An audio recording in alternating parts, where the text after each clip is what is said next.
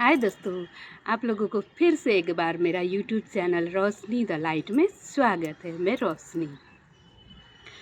दोस्तों, मैंने जैसे इससे आगे वीडियो में आप लोगों को बताया था कि किस तरह से मैं अपने कज़न सिस्टर थी, मेरी मामा की लड़की, उन्होंने बोला कि अगर मैं मतलब जिसको पसंद की थी उसके साथ अगर मैं भाग जाऊंगी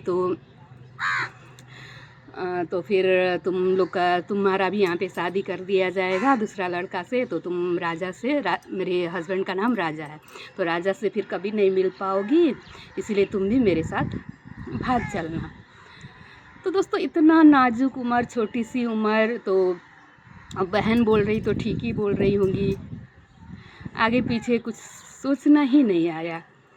माँ बाप का प्यार, फैमिली का इज्जत, भाई बहन से बिछड़ना, आगे पीछे कुछ सोचना ही नहीं आया।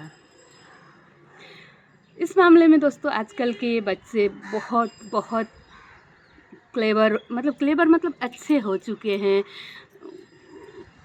उनके अंदर एक हिम्मत है कि परिवार को बताने की, मनाने की, और नहीं माने तो उसका सलूशन भी ढूंढने का बहुत सारी वो लोग के पास हिम्मत है।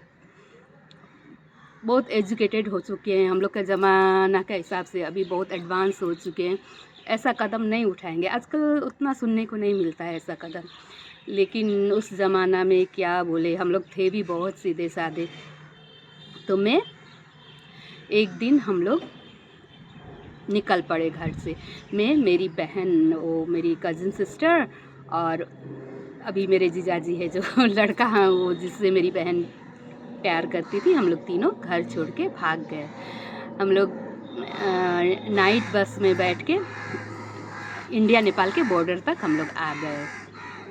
तो घर से निकले थे कि मेरी बहन ने घर में ये बता के रखा था कि हम लोग एक दूर में गांव में एक सिस्टर रहती है, उनके घर जा रहे हैं, 2 दिन बाद आएंगे। तो घर वाले मान गए, क्योंकि अक्सर हम लोग जाया करते थे। मोबाइल का तो ज़माना नहीं था कि उस वक्त मोबाइल में फ़ोन कर कर के सब पूछ लेते। और हम लोग उतने भी बदमाश टाइप के नहीं थे दोस्तों। हम लोग कहीं भी जाते थे, आते थे, तो घर वाले हम लोग को यकीन भी करते थे। बस हम समझ जाइए, हम लोगों ने उसी यकीन का फ़ायदा उठा लिया। तो हम लोग घर से निकल गए क्योंकि 2 दिन तक तो मतलब हम लोग ये थे कि मतलब हम लोग को यकीन था कि 2 दिन तक तो हम लोग के घर वाले नहीं ढूंढेंगे, क्योंकि उनको हम लोग यही बता के निकले थे कि मतलब हम लोग अपने बहन के यहाँ जा रहे हैं, 2 दिन बाद आ जाएंगे। तो फिर क्या हुआ, 2 दिन हम लोग वहीं पे नेपाल में ही बॉर्डर के पास हम लोग रह गए। तो फिर हमको तो इधर आना था, बस वो लोग भी वहीं रह के प्लान बना रहे थे कि अब हम लोग शादी करेंगे मंदिर में ये। लेकिन मैं तो वहाँ पे अब क्या मतलब हम लोग का बोले तो बच्चा दिमाग, क्या समझ में नहीं आता है कि मैंने ऐसा क्यों किया। अभी मैं सोचती हूँ ना तो डर सा लगता है, अभी हमको डर सा वहाँ मेरा खड़ा हो जाता है। तो उनको मैंने बोला कि मुझे तो जाना है कोलकाता, मुझे छोड़ दीजिए।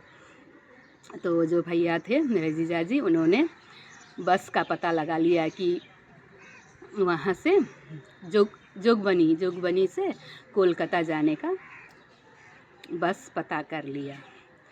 उसके बाद एक दिन मतलब तीसरे दिन के भाग के आ गए थे।